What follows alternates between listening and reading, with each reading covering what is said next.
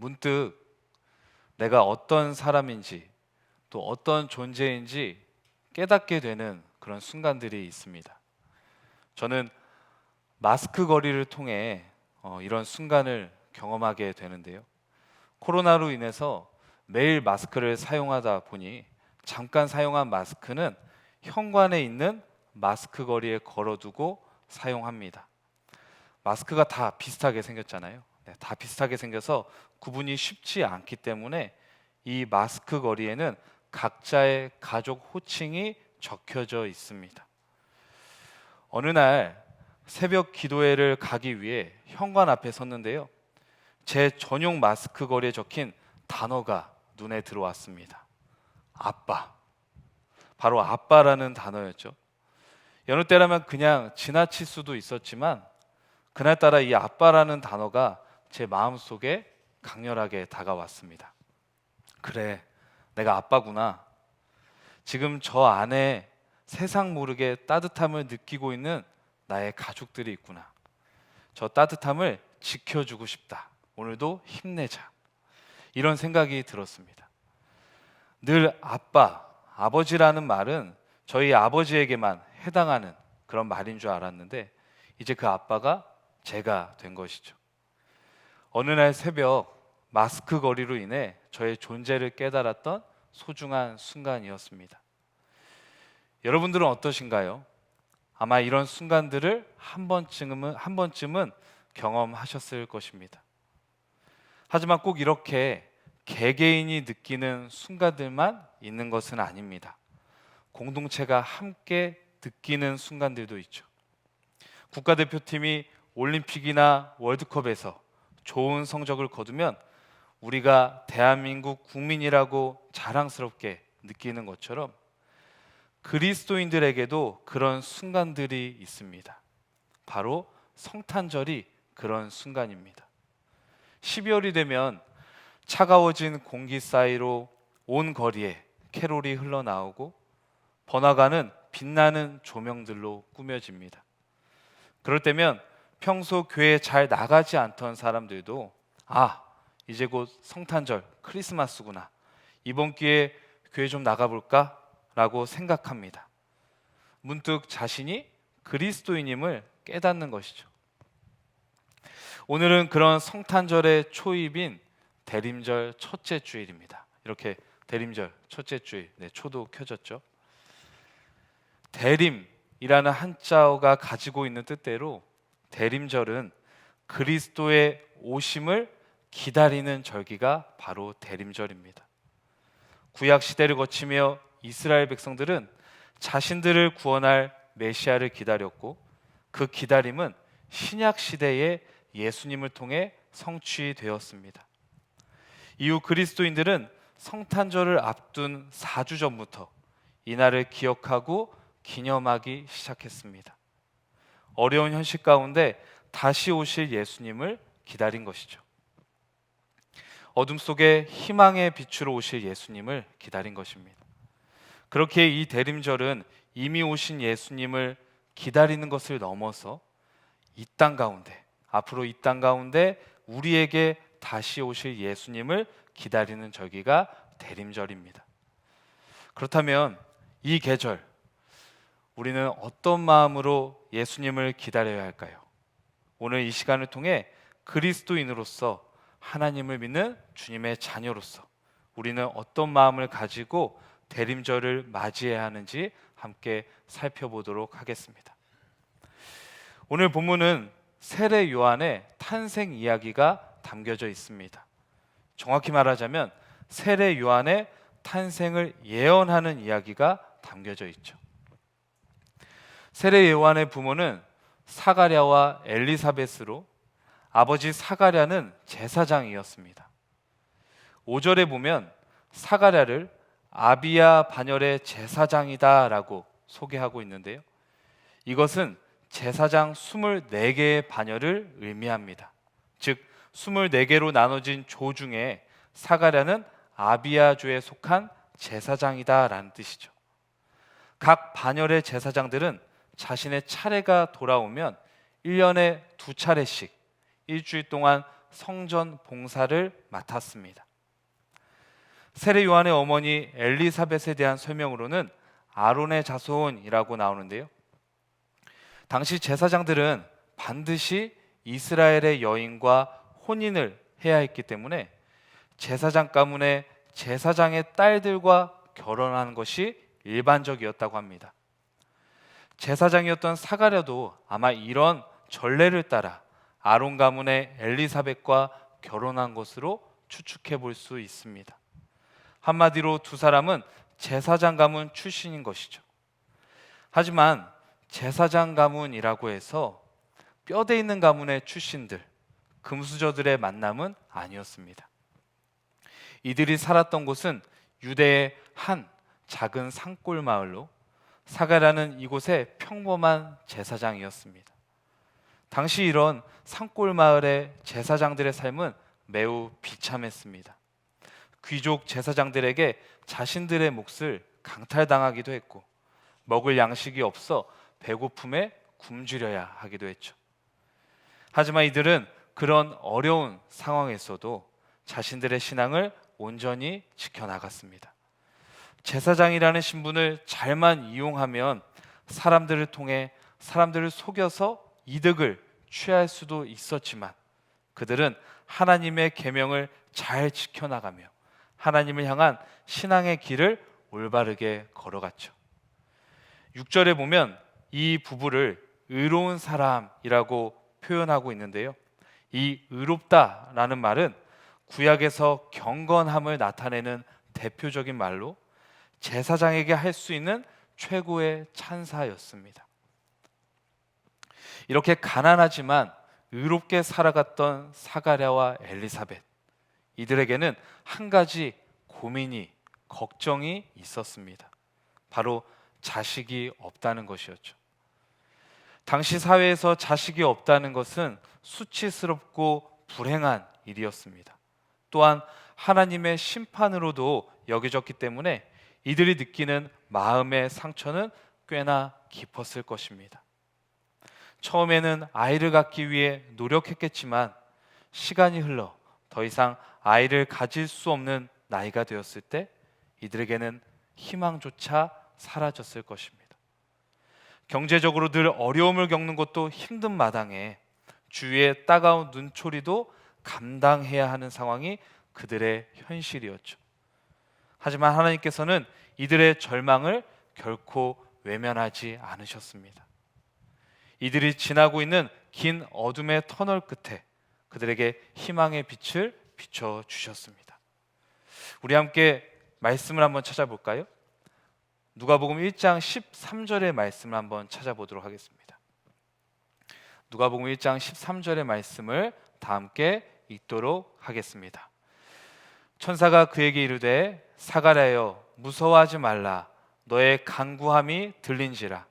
내 아내 엘리사벳이 내게 아들을 낳아 주리니 그 이름을 요한이라 하라. 아멘. 사가랴와 엘리사벳, 이들에게 비춰진 희망의 빛은 무엇인가요? 바로 아이를 잉태하는 것, 부모가 되는 것이었습니다. 사람의 힘으로는 결코 해결될 수 없는 일이었기에 이들은 하나님께 간절히 기도했습니다. 그리고 하나님은 이들의 간구에 응답해 주신 것이죠. 때론 우리는 나의 힘으로는 어찌해 볼 수 없는 깊은 절망을 겪을 때가 있습니다. 나를 둘러싼 온 사방에서 문제들이 터져 나오기도 하고 도무지 해결할 수 없는 커다란 문제가 마치 큰 벽처럼 내 앞을 가로막고 있을 때도 있죠. 그럴 때 우리는 기도보다는 한숨을 쉬게 되고 하나님을 바라보기보다는 문제에만 매몰되게 됩니다. 하지만 오늘 말씀을 보면 사가랴는, 엘리사벳은 그렇지 않았던 것 같습니다. 천사가 그에게 이렇게 말하죠. 무서워하지 말라. 너의 간구함이 들린지라. 사가랴는 자신이 겪고 있는 어려움, 아픔을 계속해서 하나님께 기도하는 사람이었습니다. 그의 삶 속에서 하나님을 향한 간절한 기도가 늘 이어진 것이죠. 절망에만 빠져 지내는 것이 아니라 그것을 해결해 줄 수 있는 분이 하나님임을 알았기에 그는 어둠 속에서도 하나님을 바라봤습니다. 간구를 들으시고 응답해 주시는 하나님이 바로 사가랴의 하나님이었습니다. 혹시 이 순간 끝없는 절망의 터널을 지나고 있다면 계속해서 하나님께 기도하시길 바랍니다. 그럴 때 간절한 기도를 들으시고 응답해 주시는 하나님께서 반드시 이 어둠의 터널 끝에 빛을 비춰 주실 것입니다. 간절한 기도를 통해 응답해 주시는 하나님을 고백하는 저와 여러분이 되길 간절히 소망합니다. 계속해서 말씀을 살펴볼까요? 사가랴를 찾아온 천사는 이들이 한 아이를 잉태할 것이라며 요한의 탄생을 예언합니다. 너무나 기쁜 소식이죠. 그런데 그 다음에 이어지는 말이 조금 의미심장한데요. 함께 누가복음 1장 14절의 말씀을 찾아보도록 하겠습니다. 누가복음 1장 14절의 말씀 다 함께 읽도록 하겠습니다. 너도 기뻐하고 즐거워할 것이요 많은 사람도 그의 태어남을 기뻐하리니 아멘. 요한의 탄생, 이 아이의 탄생은 분명 사가랴와 엘리사벳에게는 너무나 기쁜 소식이었습니다. 하지만 14절의 말씀을 보면 요한의 탄생이 이들 부부에게만 기쁨이 아니라 많은 사람들에게도 기쁨이 될 것이다 라고 말하고 있습니다. 왜 천사는 요한의 탄생이 많은 사람들에게도 기쁨이 될 것이다 라고 말한 것일까요? 왜 요한은 사람들에게 기쁨이 될 수 있었을까요? 최근에 인터넷으로 기사를 보다가 눈에 띄는 사진이 있었습니다. 바로 화면에 나오는 이 사진인데요. 어떤 모습을 담은 것 같으세요? 사진을 보면 아직 어둠이 내려앉을 시간, 많은 사람들이 두꺼운 옷을 입고 길게 줄을 선 채 무언가를 기다리고 있습니다. 군데군데 큰 배낭을 메고 있는 사람들도 눈에 띄죠. 이 사진은 지난 11월 23일 새벽 서울의 한 무료 급식센터 앞의 풍경을 담은 사진입니다. 이날은 밤사이에 기온이 무척이나 떨어지면서 내륙 곳곳에 한파특보가 발효된 날이기도 했죠. 이 사진을 찍은 기자는 코로나19로 민간에서 운영하는 무료 급식소들이 대부분 문을 닫았고 서울역 앞에 있는 유일한 센터조차 아침 식사 제공을 중단하자 서울역 주변 노숙인들이 첫 끼니를 위해 이곳까지 몰려들었다고 합니다. 새벽 5시 30분에 제공되는 아침 식사는 선착순 200명에게만 제공되는데요. 그럼에도 불구하고 새벽 3시부터 사람들의 대기줄이 이어진다고 합니다. 사진이 찍힌 이날은 영하의 추위 속에서도 약 70m 정도의 줄이 이어졌다고 합니다. 최근 코로나19의 확산으로 사회적 거리 두기가 상향되고 있는 현실에서 노숙인들의 생존이 벼랑 끝으로 내몰리고 있습니다. 기자는 이 사진을 올리면서 사회적인 거리 두기도 물론 중요하지만 모두가 함께 견뎌낼 수 있는 사회적인 월동 준비 또한 너무나 절실하다고 호소하고 있습니다. 비단 노숙인들 뿐일까요? 사회적인 거리두기로 관계에 어려움과 단절이 일어나자 지속적인 관심과 돌봄으로 사회 안으로 들어와야 할 이웃들이 점점 외면당하고 있습니다. 쪽방촌 사람들이나 독거노인들, 빈곤 아동들, 외국인 노동자들이 대표적인 사례죠.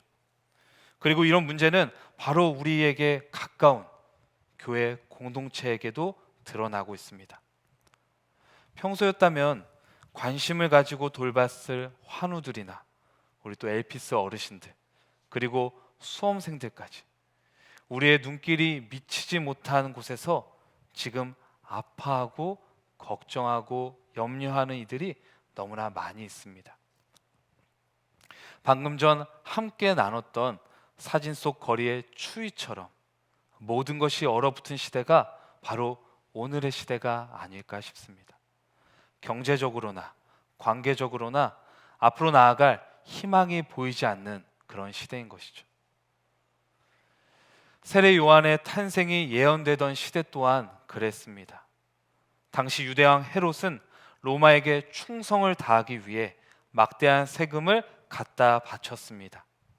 이를 위해 여러 번 수도를 옮겨가며 백성들의 땅과 세금을 거두어 들었죠.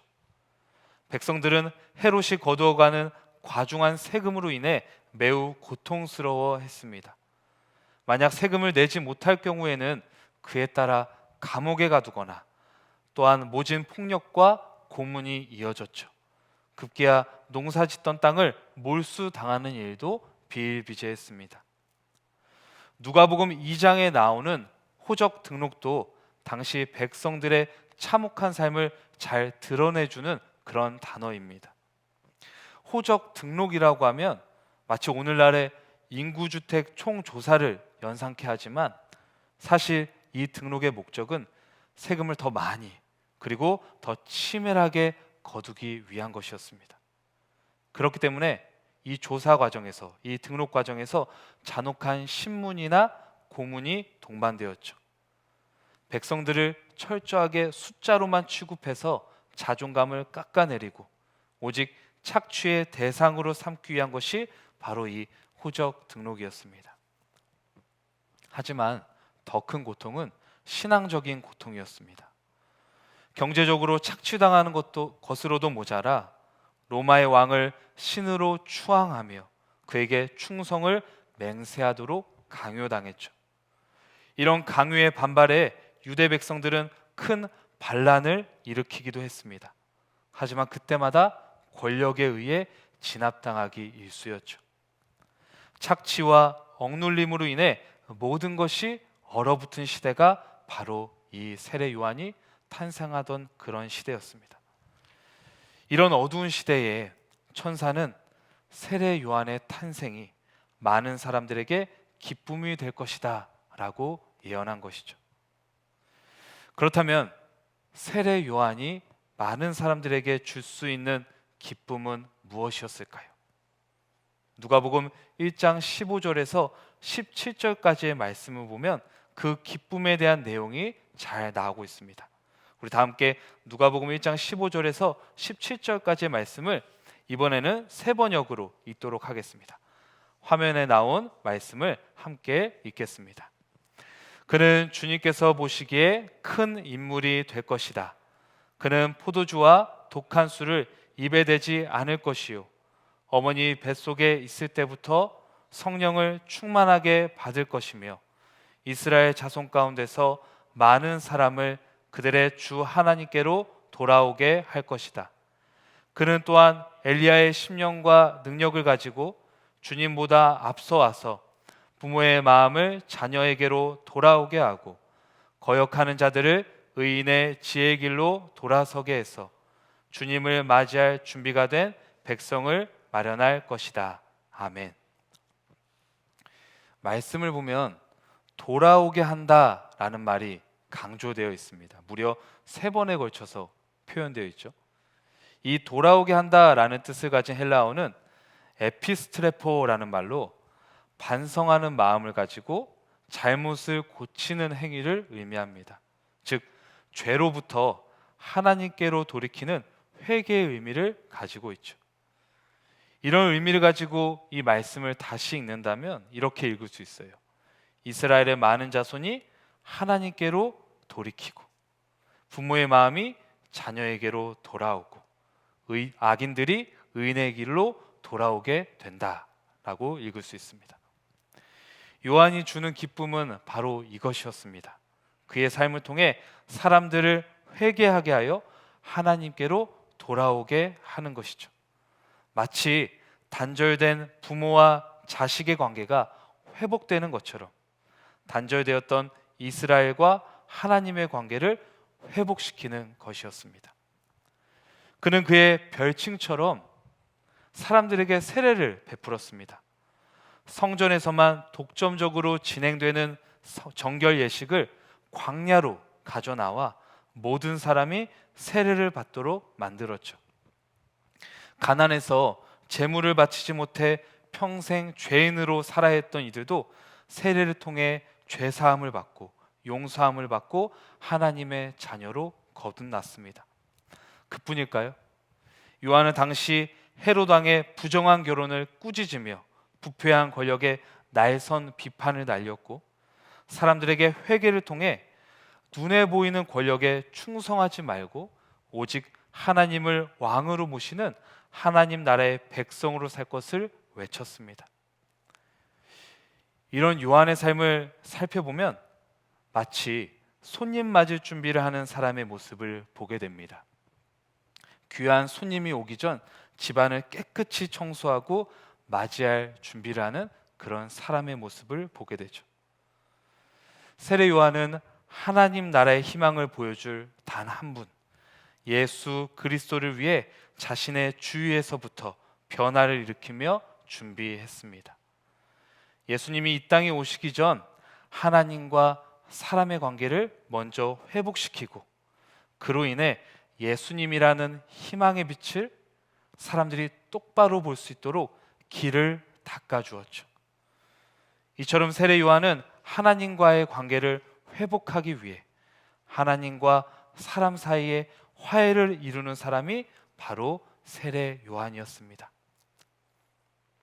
저는 오늘 말씀을 준비하면서 하나님께서 우리를 이 시대의 세례 요한으로 불러주셨음을 고백하게 되었습니다. 그리고 우리가 하나님과 사람 사이에 화해를 이루는 그런 사람이 되길 원하신다는 것을 깨달았죠. 예수님의 오심을 기다리는 이 계절, 대림절 첫째 주일에 여러분, 우리 성도님들은 어떤 것을 준비하고 계신가요? 물론 사랑하는 사람에게 줄 선물을 준비하는 것도, 소중한 사람들과 함께 보낼 장소와 시간을 준비하는 것도 매우 중요합니다. 하지만 이 세상에는 어둠 가운데 살아가고 있는 사람들이 아직 너무나 많이 있습니다. 평소에도 어려웠지만 코로나19로 인해 더욱 고통 속에 갇혀 살고 있는 사람들이 많이 있죠. 이때 우리가 할 수 있는 것은 오히려 주위를 둘러보며 억눌리고 고통 속에 갇혀 있는 사람들에게 하나님의 사랑을 전하는 것입니다. 그리고 그들이 어둠을 뚫고 나와서 세상 가운데 들어올 수 있도록 손을 잡아 이끄는 것이죠.